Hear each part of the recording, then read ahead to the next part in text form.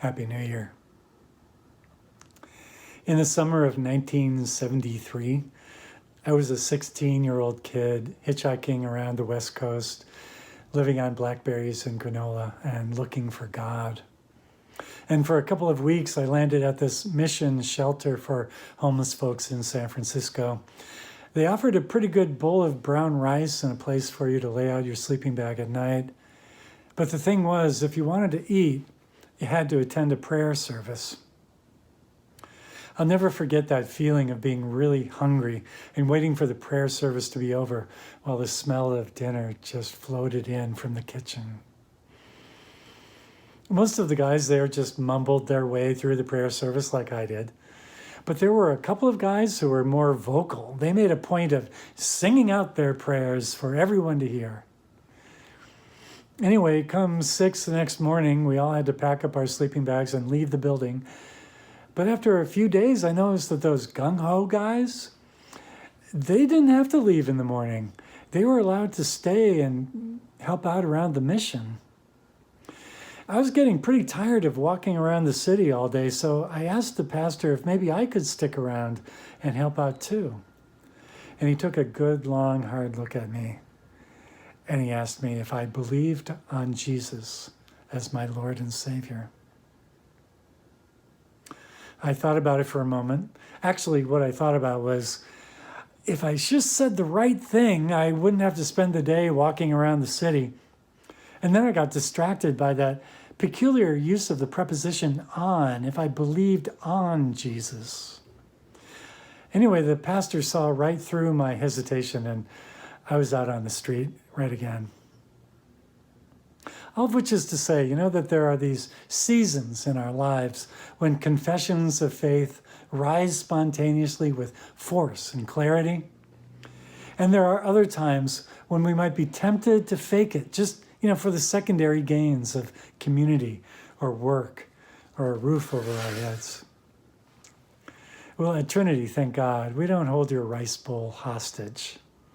We don't hold inquisitions to determine your worthiness before we give to you what we can, which is mostly just our love and attention, a bag of groceries if you need it, or a prayer, which can be just as useful, depending on the day.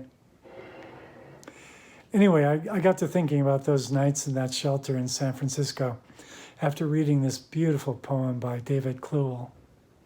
It's called A New Year's Eve Letter to Friends. Here it is. Every year, the odds are stacked against it turning out the way you'd like. A year of smooth, a year of easy smile, a year like a lake you could float on looking up at a blue year of soothing sky. Mostly the letters you're expecting never come.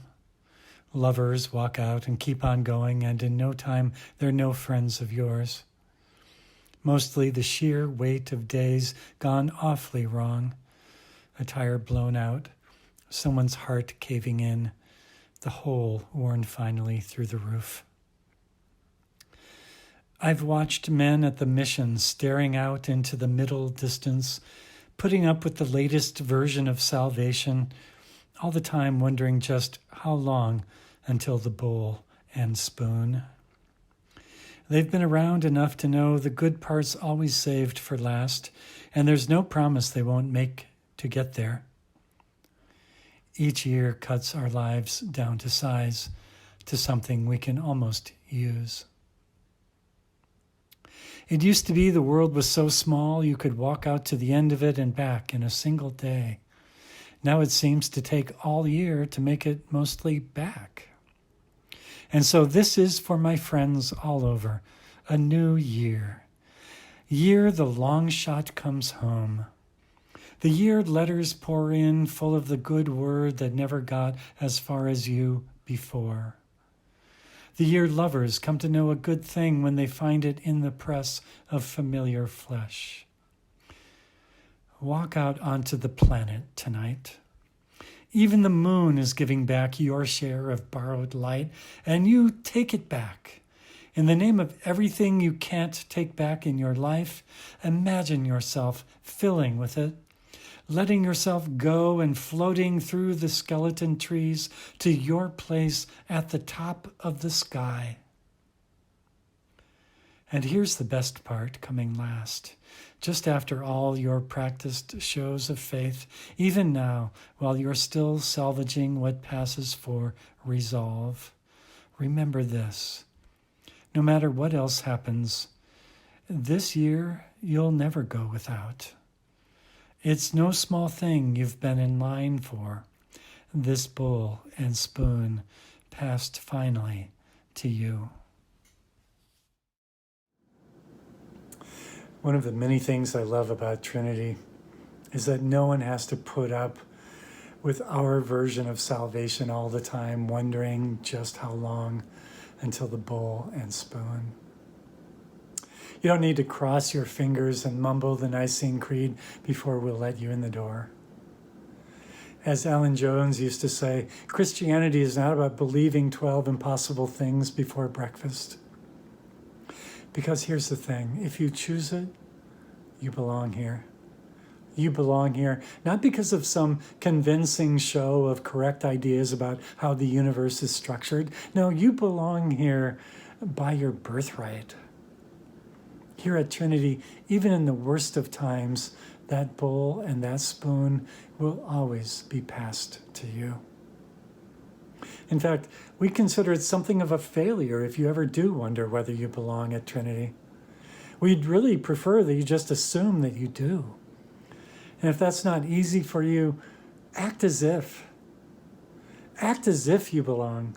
Act as if God is real. Act as if you are loved completely from the outside in and from the inside out. Because you are.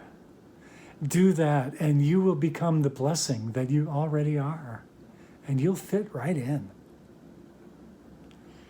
It's amazing to see what happens when people act out that deep sense of belonging together. Magical things happen. People are healed, hurts are forgiven, new life is found. I can't wait to see you again, fully embodied and fully belonging in our sanctuary on a Sunday morning. May it be so soon this new year. May the long shot come home for you this new year. May the letters pour in full of the good word. May you always feel the blessing of your birthright. Happy New Year from me and from all of us at Trinity Cathedral.